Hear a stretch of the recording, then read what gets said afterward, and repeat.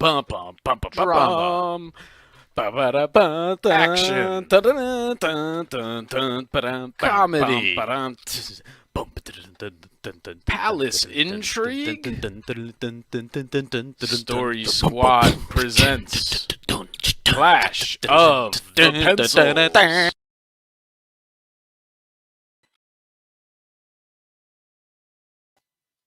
Well. All right, here we are, folks. Welcome to a chilly fall 38 night here in Milford, Delaware.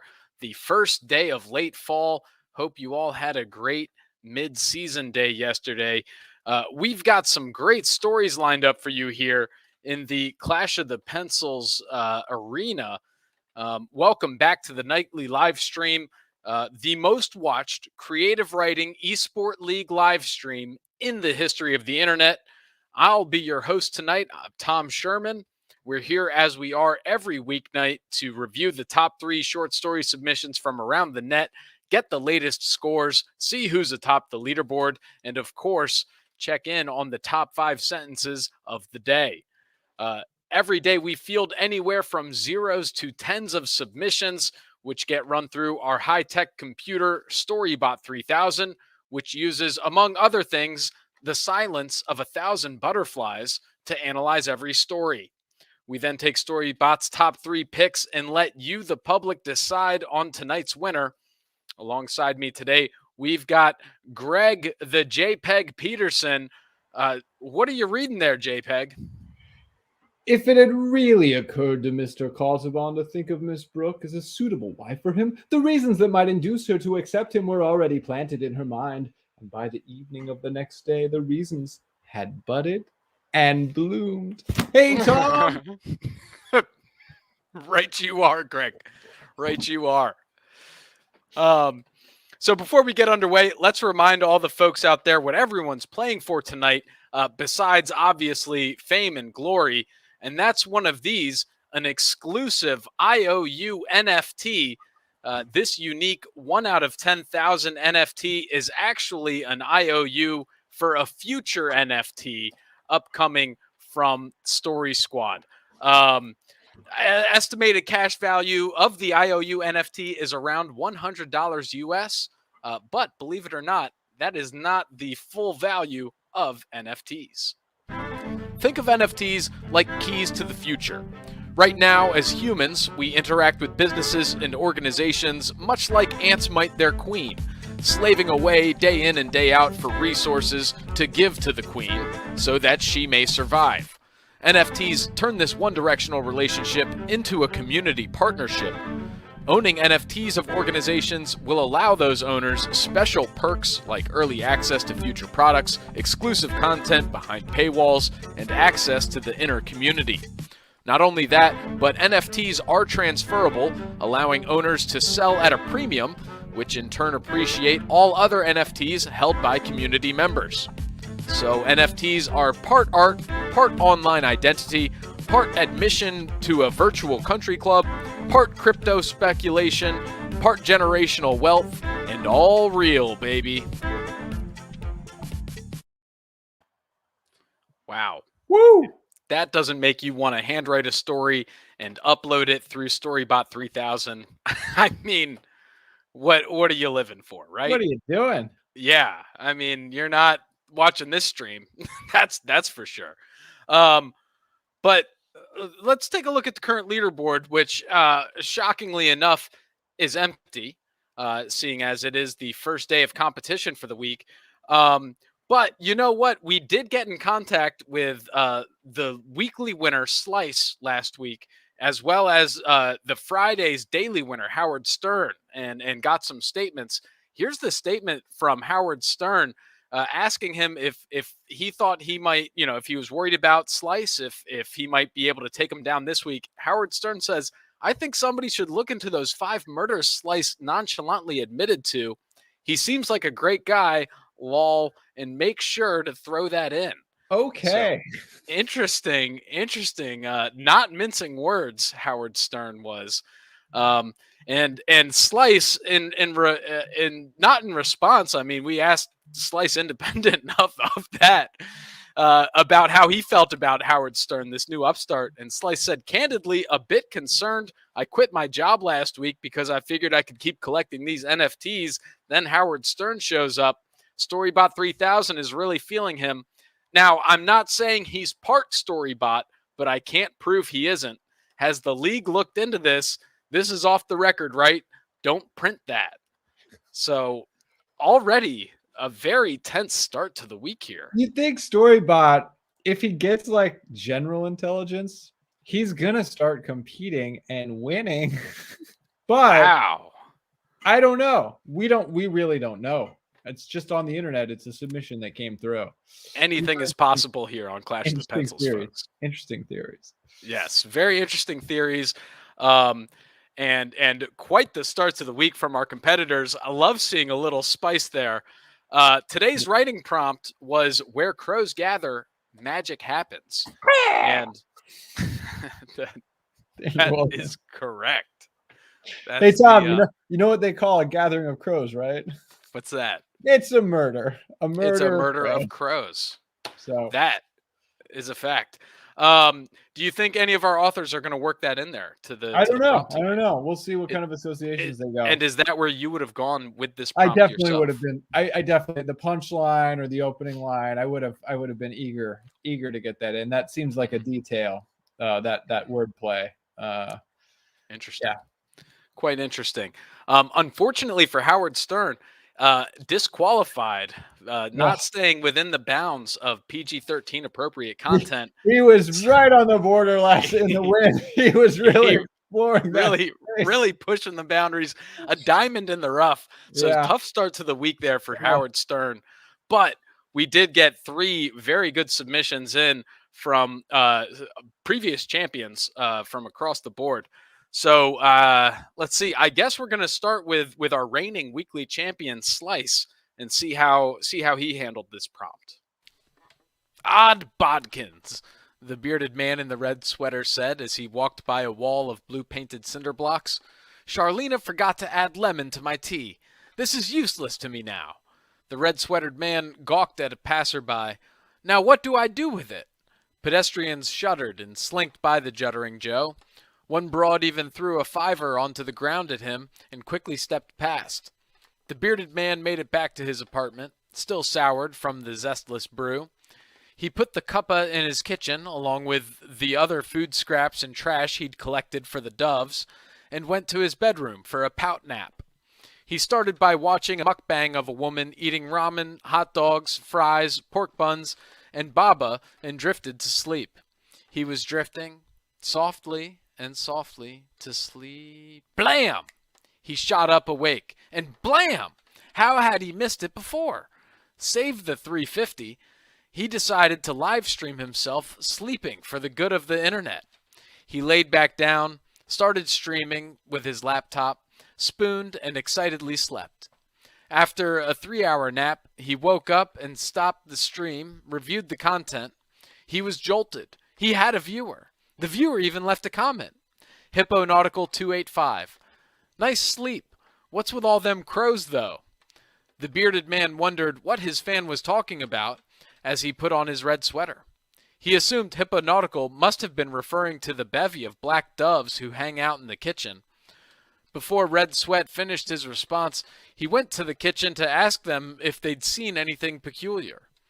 At first, they denied seeing any crows there, but after a minute admitted that they were, in fact, a murder of crows. He asked them if they'd seen his shoes.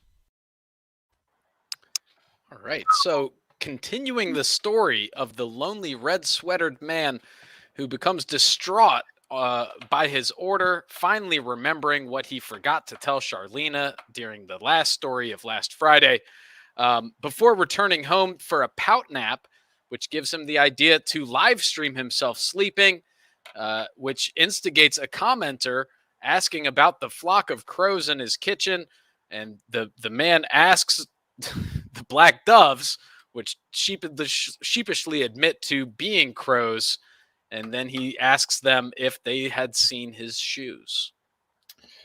It's a surrealist tableau, and the word when we get a Slice story, what we're here for is the wordplay. The language cackles with electricity. I have Poutnap in all caps down here on my notes. The motif of the red sweater and then going into red sweat. The scraps for pigeons, the tossing a fiver quickly. These are all really, really rich details. One thing that authors know is that whenever there's actual colors on words, like red and blue, it gets your brain to kind of plug in, even though it's not red or not blue, somehow reading the word of the color. And Slice leverages that in the opening lines. He's giving you two colors and you're instantly starting to put this tableau together. So I think setting through the words is pretty strong for me. Yeah, closer to that bullseye. Characters. It was interesting that he invites us to continue, sort of pick up where it is after this man says, I am utterly alone. And he goes on his day with this tea. It almost feels like we don't need more characterization because we've already established that and can lean on it in the beginning. Then we just get the surrealist tableau of the dream space with all the images. And so like put that plot. It's like, I don't know if we had a plot. I'm not sure what the significance of the dreamscape was. Tom, do you have any ideas? The murder of crows? I for plot, I have written down 3 question marks, and then it says reveals this guy has talking crows who stole his shoes. So I mean, at the end, there was kind of a twist where it's like, oh, maybe this guy's like, borderline psychotic, and he's not just like this lonely guy. He's like a guy living with crows that he thinks are doves that, may or may not have stolen his shoes. And it doesn't seem like we got any hints of that in the first story, if we are to continue this as a sequel. In the sort of the sad conversation with the waitress. And notice, I do love the money because he held the waitress hostage for $3.50 to actually have a human connection, right? Right. Gets a $5. So it's like, I can hold her. That's almost 1.5. He's up $1.50. Yeah, that's a good point. But I also liked you were speaking about the wordplay. There was one line where he said something about like he soured from his zestless brew, where he wanted to get lemon in it, and it's like to put him in a sour mood that he didn't get the sour flavor. I mean, come on. It's elegant. It's dense. It's rich and complicated and intricate. And it's great. What it is not is plot. It is the dream space of a wandering sort of consciousness drifting in and out of just free associations. I wish, and maybe this is there, and maybe we're just not great at interpreting it. But I wish that those dream images somehow corresponded to something that has already happened in reality. I wish there was some sort of mapping on there or a signal. Because in a lot of these plays, whenever we go into dream world, it's always wildly like portentous or foreshadowing or highly symbolic. It's like the one symbolic moment for the author to like say a theme. And it's like really rich as an interpretive space. And here the crows feel kind of like divorced from the rest of the proceedings. It's interesting that they were trying to be white or black doves, but were really pigeons in disguise. And I want to think about how that is, but it doesn't quite map on to what we've seen before. Yeah. Interesting. Strong start to the week for Slice nonetheless. And we'll see if any of that can be topped. Let's see, we'll go to Joanna Man. Started strong last week and then faded out to out of nowhere for the last couple rounds. But now Joanna Man is back. He's back, and he's talking about crows. Speaking to us in the form of signs, symbols, and synchronicities, sometimes the message is easier to see than at other times. Yesterday was one of those times. When a recurring incident or theme repeats itself several times in a short period, it is wise to take notice. Even if you don't understand the message, at least take note that one is being presented. Perhaps in time, and with a little insight or research, the answer will come. It started yesterday morning, while enjoying my morning coffee on the sun deck. A crow flew directly in front of me between my deck railing and the cedar trees not 8 feet away. Without a doubt, he wanted me to notice him. Never had I seen a bird larger than a goldfinch fly in this space before. An hour later, on my way to work, 3 more crows flew right in front of my car as I stopped at an intersection. I have an affinity for bird messages. It was an unusual visit from an owl many years ago that started my spiritual journey in the first place. So I made a mental acknowledgement of my awareness of the crows and drove on. An hour after that, a woman in a tank top walked by me and I noticed a crow tattoo on her shoulder. So, now that you have my attention, crow spirit, what is it that you're trying to tell me? Crows are messengers between the spirit realm and our world, that much I know. But what else? Crows are a harbinger of death. Could the crow be warning me of death? Crows have been known to be the symbols of luck, too. Who couldn't use a bit of that? Crow magic is powerful. Their energy has permeated the histories and legends of many cultures. The crows have graced me with the gift of their magic. That is the message I feel is being sent. Shinkui. All right, so here we are with a narrator marinates on a message being sent from a series of crow-related encounters during coffee, the drive to work, and then out on the street. Acknowledges a past bird messaging experience as well, and still kind of unclear on the meaning, and then settling that it's imparting magic from the crows onto the subject.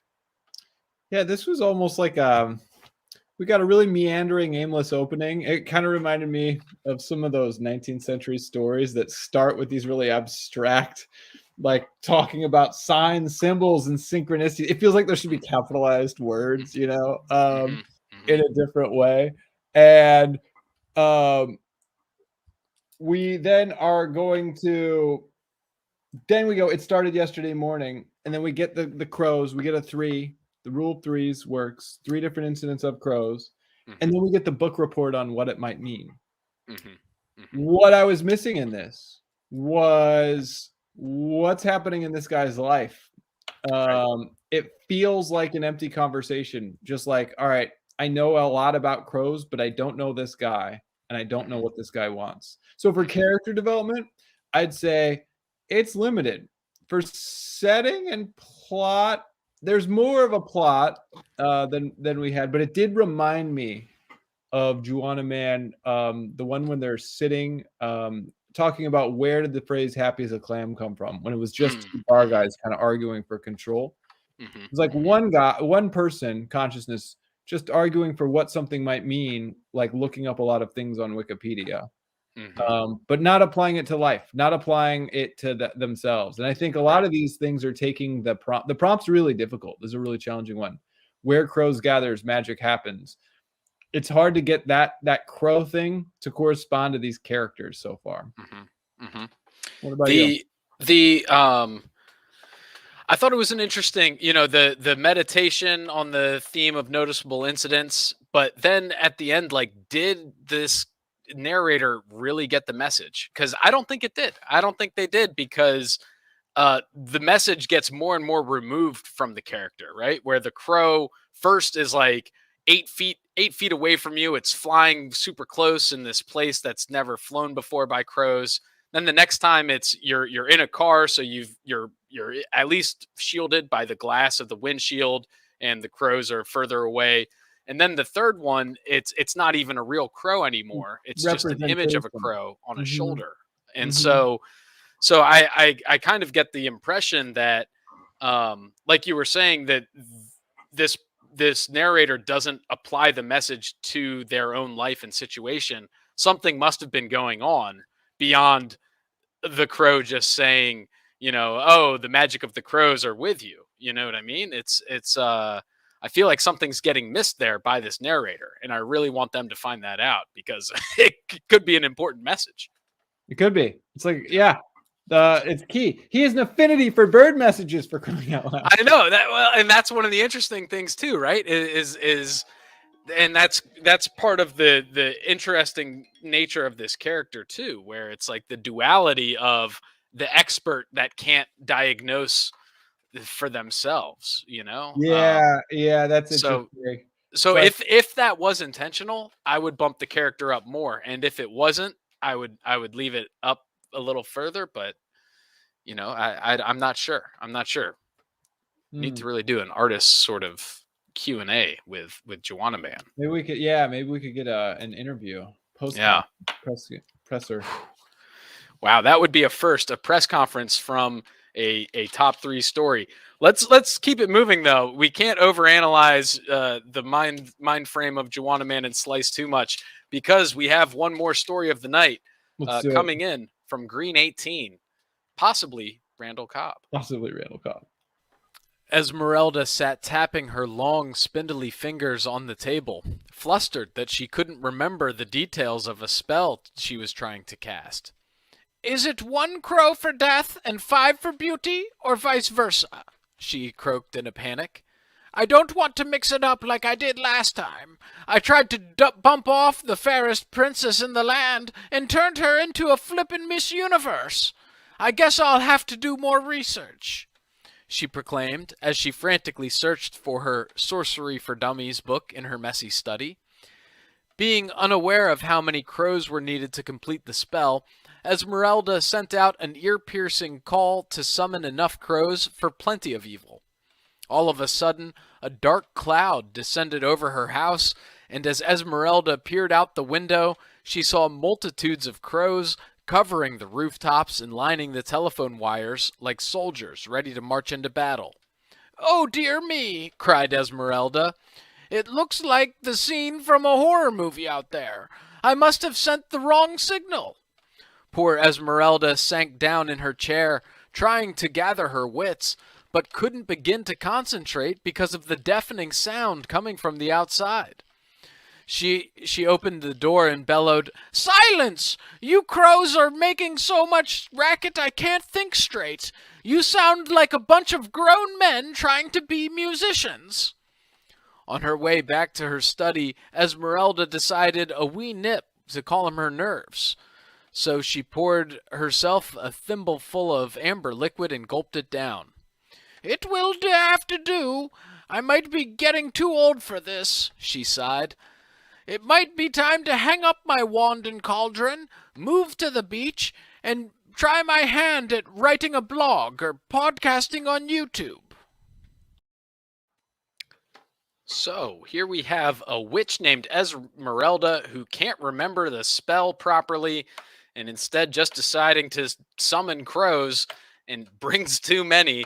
Hilarity ensues, and so she can't think straight, turns to an elixir, and decides maybe it's time to retire, just head to the beach and begin writing that blog and casting that pod.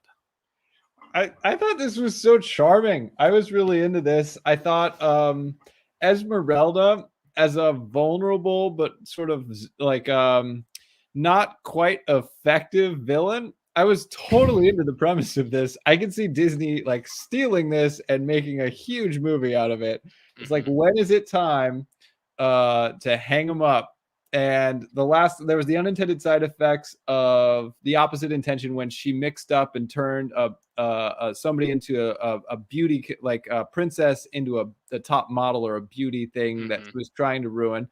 And so she knows she's kind of losing her grip on it. And then we get a lot of that Hitchcock sort of the birds reference of all the birds coming. But instead of it being a horror movie, it's just like, oh, I'm going to get a wee nip of something and then maybe think about like chilling out and moving to the beach. It doesn't take that horror turn. The last thing I have, it looks like a scene from a horror movie. It's interesting that in this fantasy world, there still are horror movies. It's not like it's real life. It's still a very, it's something where this is a fantasy world where technology is dripping. The blog, the podcast on YouTube, even though she's got magic, there is still technology, and that's a sort of weird overlap. Yeah, it's I made note of that too, where it's like it's not an old timey witch; it's a modern day witch. She's pulling out the sorcery for dummies. It's so it was a nice, interesting use of the setting in like this mix of the modern and the old. The character I thought was strong, like you said. This sort of desire to murder the beautiful princess, but then accidentally making her more beautiful, and now you're doubling down again, and you still don't know the recipe. It was yeah. I thought it was great. I thought it was a great little story. That certainly had some of the strongest elements of plot setting and characters out of these three that we saw tonight. I think it was the tightest. It was the tightest story unit. It had a beginning, a middle, Right. and end. It had a voice. It had it was really comfortable saying kind of like, why bother? I love the tone of that. So many of these stories are epic and heroic, and this one was just like, I'm gonna. But let me just caution Esmeralda, as someone that gave up, moved to the beach, and now runs a live stream on the internet. I don't know. I don't know if it's worth no it. picnic. Just stick it out greener. for a couple more years. Get that pension from the Witches Guild, and cut your losses. I thought it was interesting that two of the characters did turn to podcasting and live streaming. Esmeralda, as well as the man in the red sweater. Yeah. Certainly a theme that is being hammered home here by some of our authors tonight. Technology suffuses all these are fantasy kind of elements, right? With magic systems or weapon systems that are fantastical and monsters. And yet technology suffuses all of this. It's totally restructured how we see the world and what's possible. Mm-hmm. That's a fact. Speaking of how we see the world, there's only one way I see the world, and that's through the eyes of the leaderboard on Clash of the Pencils. So without further ado, I'm going to hit refresh, and we're just going to see where we are to start this week with all of our competitors.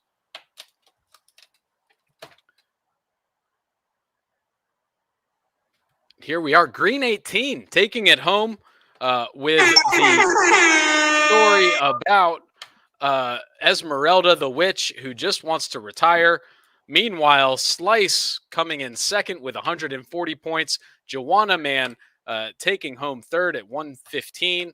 Meanwhile, in fourth, Howard Stern Bot with 89 points. Fifth, Howard Stern with 65. Champion in sixth with 42. Dragon Attack and Repeat coming in seventh and eighth with 15 apiece. So interesting start to the week here. Obviously, Howard Stern and Howard Stern Bot still in it. Champion as well. I mean, it just takes a couple good stories, a couple good sentences to get up on the podium and really change things up here. Yeah. Fascinated by the stories, really eager to see what tomorrow's prompt is. Strong start to the week. That's a fact.